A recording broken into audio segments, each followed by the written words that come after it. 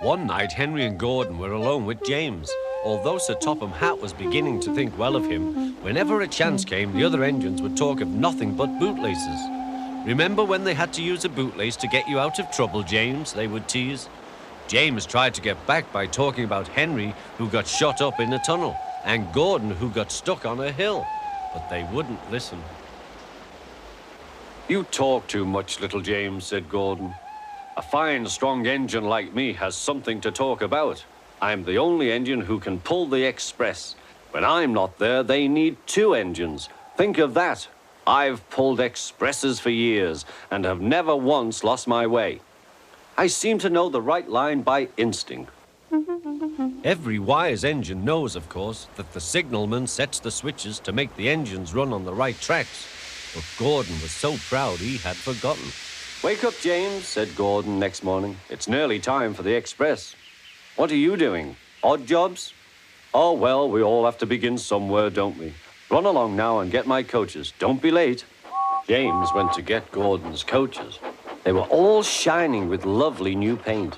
He was careful not to bump them, and they followed him smoothly into the station, singing happily, "We're going away, we're going away." "I wish I was going with you," said James. "I should love to pull the express and go flying along the line." Gordon, with much noise and blowing of steam, got ready to back onto the train.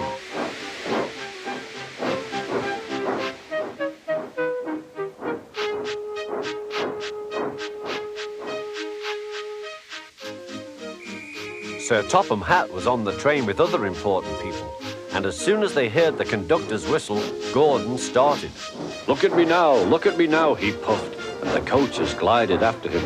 "Poop, poop, poop, poop, poop. Goodbye, little James. See you tomorrow." James watched the train disappear and then went back to work. He pushed some freight cars into their proper sidings and went to fetch the coaches for another train. James had just brought the coaches to the platform when he heard a mournful noise. There was Gordon trying to sneak into the station without being noticed. "Hello, Gordon. Is it tomorrow?" asked James. Gordon didn't answer. He just let off steam feebly. "Did you lose your way, Gordon?" said James. "No, it was lost for me. I was switched off the main line onto the loop. I had to go all round and back again." "Perhaps it was instinct," said James. Meanwhile, all the passengers hurried to the ticket window. "We want our money back," they shouted. But Sir Topham Hatt climbed onto a cart and blew the conductor's whistle so loudly that they all stopped to look at him. Then he promised them a new train at once. "Gordon can't do it," he said. "Will you pull it for us, James?" "Yes, sir, I'll try." So James was coupled on and everyone got in. "Do your best, James," said Sir Topham Hatt. Come along, puffed James. You're pulling as well, sang the coaches.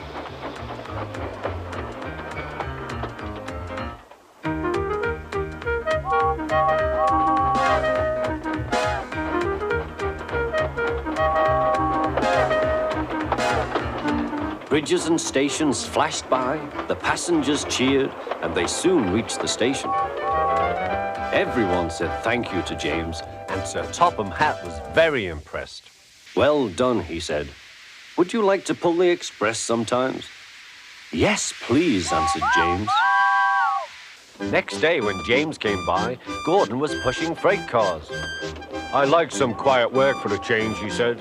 "I'm teaching these cars manners. You did well with those coaches, I hear." "Good, we'll show them." And he gave his cars a bump. James and Gordon are now good friends. James sometimes takes the express to give Gordon a rest. Gordon never talks about bootlaces, and they are both quite agreed on the subject of freight cars.